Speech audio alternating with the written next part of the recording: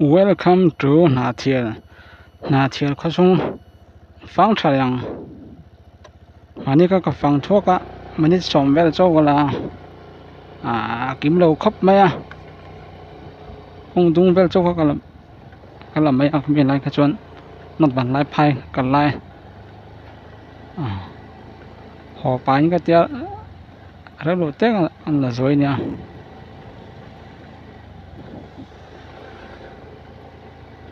Trong mà chuyện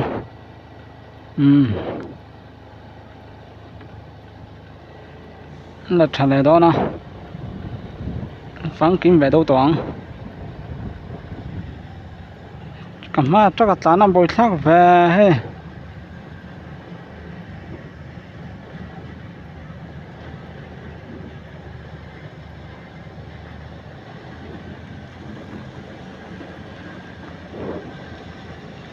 xây bốc xíมันบอยทักปลาสเทนล็อกสิแล้วอ่ะ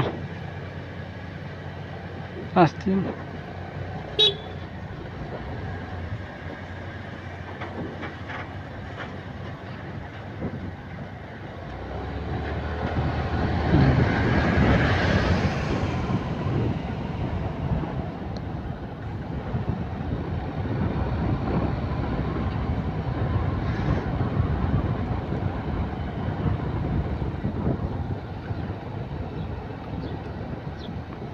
เราเห็นดาวสองปันนี้แล้วมันนี่สองปรุกันเนี่ยอะไรคู่แบบปัจจุบันใช่ไหมงูรัวไปแล้วพูดรักฮะเทียนดาตัวเนี่ย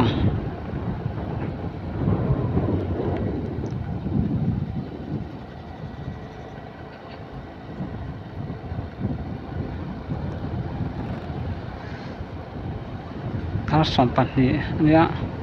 นี่สัตหุ่นไล่ตะกันเนี่ยมีใบบักบ้างตัวรำปัง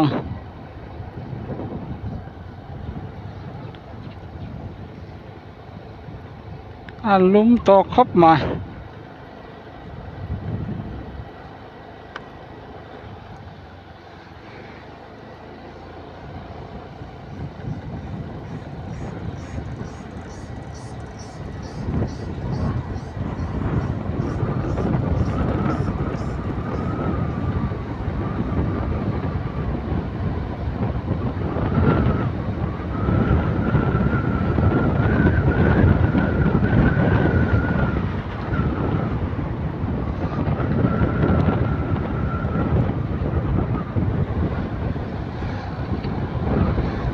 cà phê nó mang gần tên ngòng thì cà phê mà khi nó bằng số nào mà anh nó bằng số này thì chú có sát xuống lầu này thuê phép mẹ không mà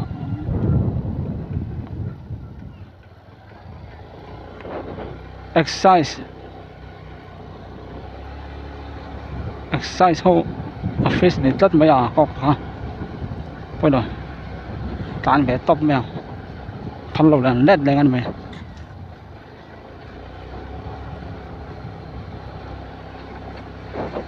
ลำปังไฟคัดมากับร้านไปหรือว่า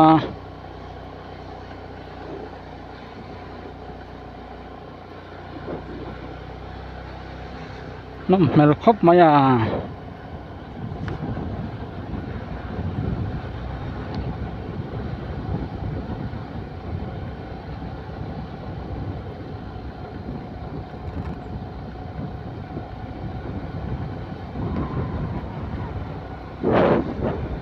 ฟิลที่ผมสลับอังไปน้ำปังให้ผมดันให้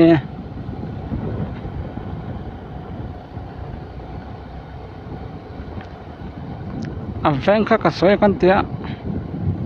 แฟนให้สวยทุดเลยดีซีออฟฟิศนี่ให้น้ำปังชูสลับฉัน exercise and narcotics officeอันรวมครบไหมบางส่วน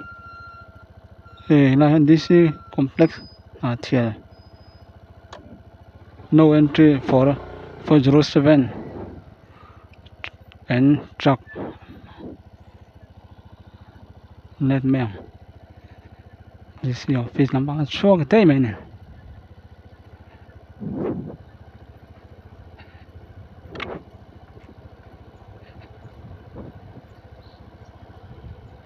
anh nuông khóc mà lại chôn nó khóc mà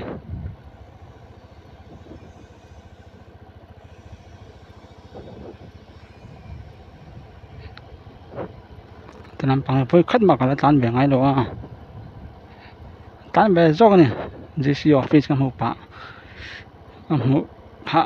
ก็ลำแอมชวนว่าเห็นเบียกินให้ UPC electric bank electric bank นี่โดนชวนน้ำปังให้ electric bank เทียร์ electric bank อันนี้น้ำปังให้ส่งแบ่งยังไงนะนานทกะ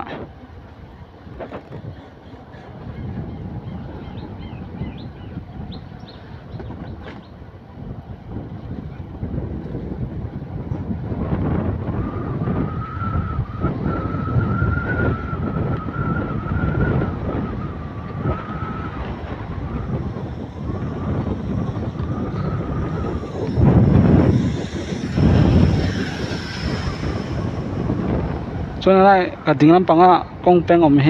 ฉุกน้ำเฮฉุกน้ำอมเฮที่จอกเตียงแดงหลงครัวแป้งอันนี้ส่วนอะไรแป้งสวยอย่างทั้งละหมาเห็นก็ไปละหมาเห็นน้ำปังก็ไว้ขัดกันเนี่ยก็ไว้ขัดกันไปนั่นตัวเนี้ยฮะ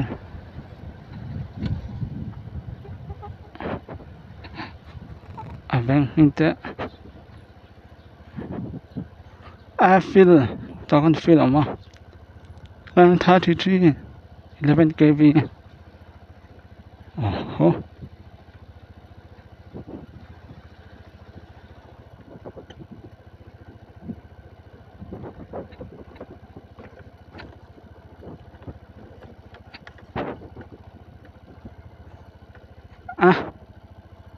let mấy ông mai chỗ tháo thì sắp tới xuân thì tết mà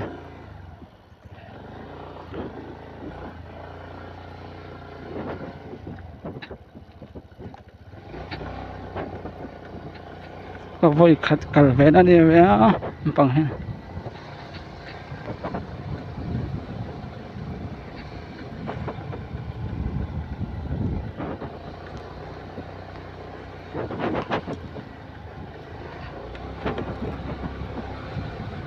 xin khi mà tán lệ mà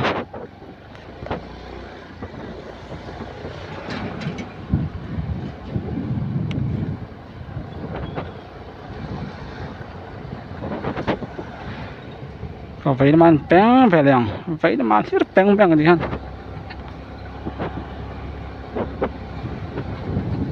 thì làm bằng em bén này signboard về trên em liền quá hiểu bắt tà vậy có số men lắm mày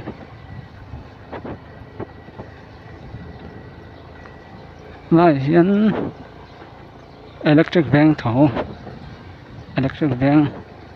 area với cái gì chứ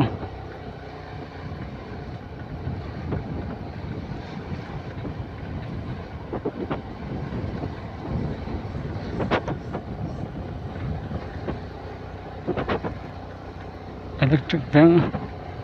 số vật liền về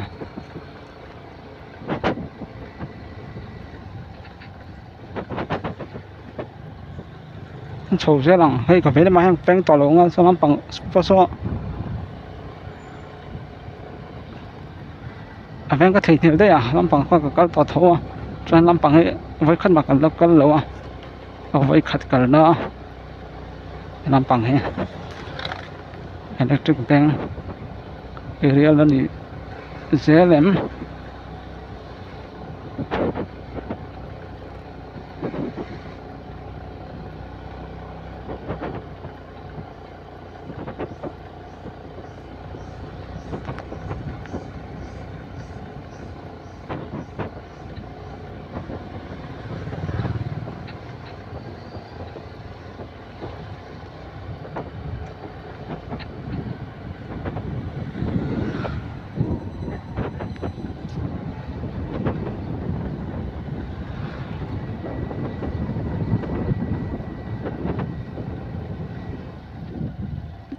ngay fill này á electric veng fill anh ấy đó cho nên là bây giờ là sốc đón anh cho cái sốc về tất anh cái đó bằng traffic point là sốc đón rồi cho nên chán về mà traffic point là thôi bây giờ này về thua nên bây giờ luôn lại tập traffic point này bọc nàyมันขึ้นมันโชว์เลยอ่ะvậy là mà hết bánh mèo hiện tan trầu lệ là lại cho bật ra còn lại tất cả ha ăn luộc ngon mày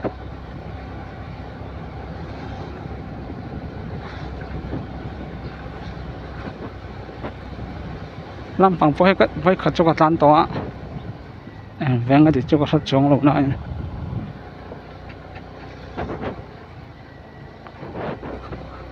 mà ra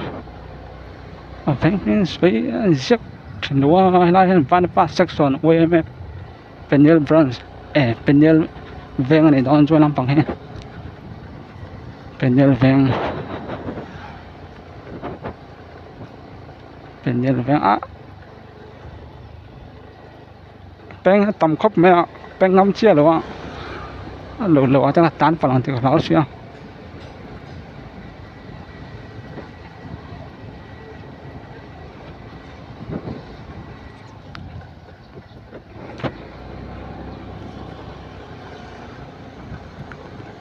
thế lại hiện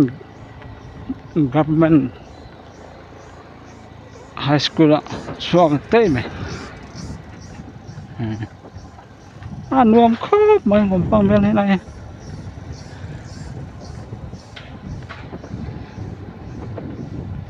đầy nuông khóc mày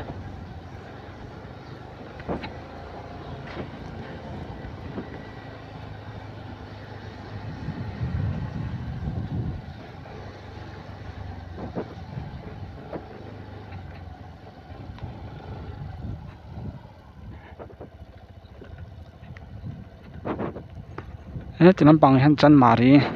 như vậy là tốt không à thiệt chân mari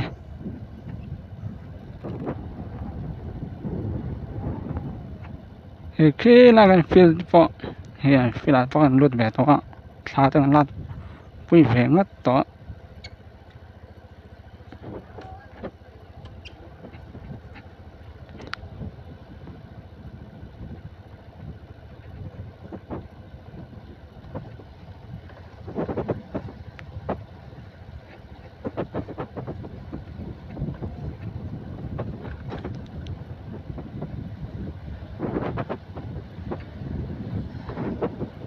ngày ông là mấy à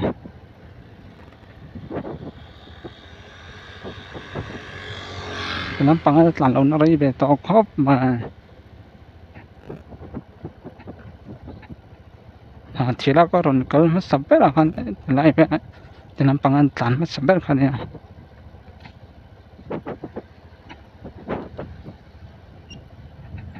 ăn nuông khóc mà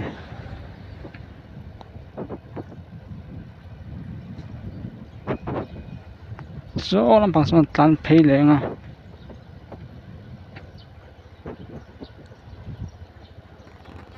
cà phê mà dân bèn về lại nó còn tiền vậy là mà thì nó bèn là mẹ chăn mà đi bazaar nhà này thì chăn mà đi bazaar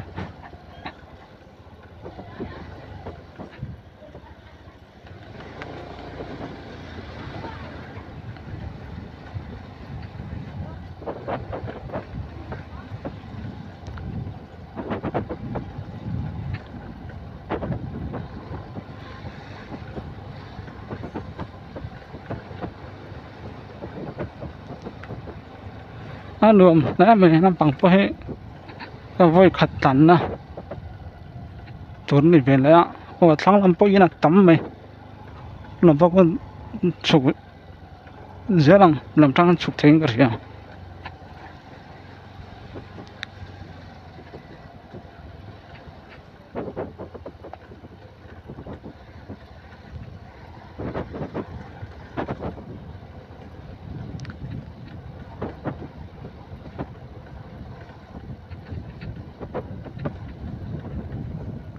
anh rùm lẽ mấy à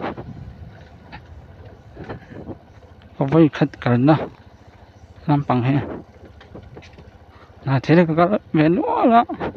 mà sẽ làm bằng cho có tán về ngãi lụt xem mà main road về thế là con tán trên bằng con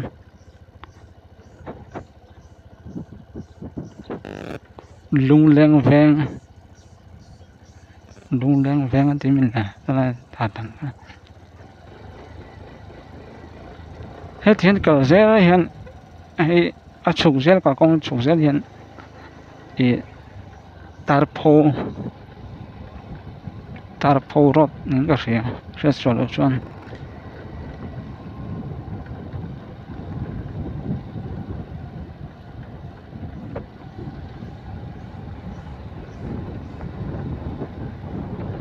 chăn mà thì có hiện ăn điện khóc mẹ đi là tắm mà thì ven đừng ngất coi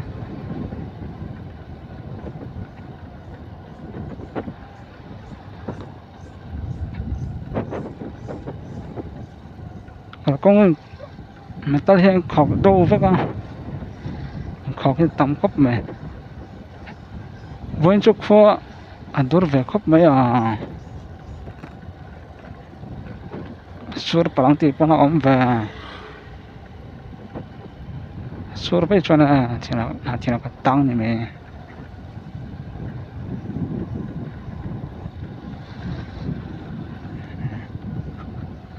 ini om thấy sẽ mẹ không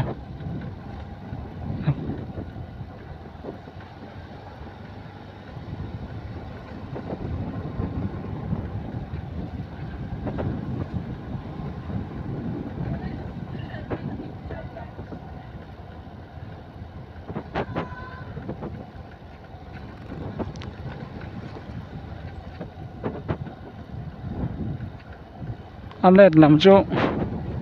là sầu tỏ lầu mấy ngà sang chỗ video thuê đón tục có chung bên hết thuê bọc xe anh lên làm nền có vật lại chọn thuê tỏ đón tục lên dòng chọn là tỏ lầu mấy ngà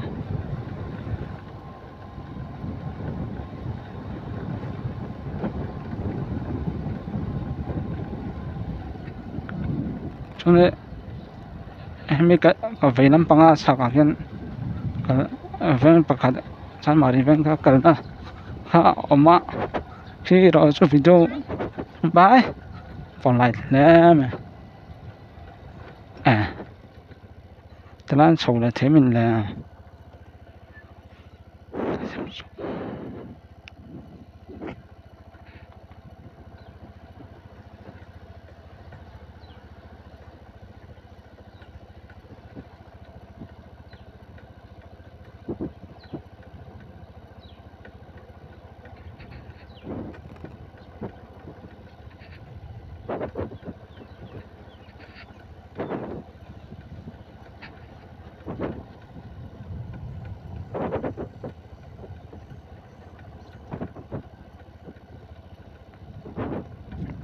in chỗ tập tỏ nằm bằng chỗ rồi toàn khăn hay chủ xe là chọn tarpo nằm bằng cần nó khăn những cái gì cái gì sửa cái những xe rồi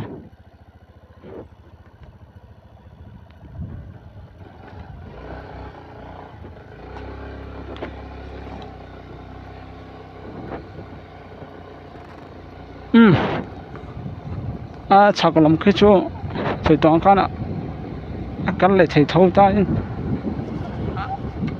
hết ta ngay bắt số này khác ngay giờ đó còn ta phải nữa anh bằng các số giờ đó toàn bằng khăn phẳng tổ lem luôn anh bằng thì phẳng về ngay đâu phẳng là dối khăn nhá hát thì rong kha thiệt chung phần của thầy chúนี่แหละพอดไม่รอดเสีย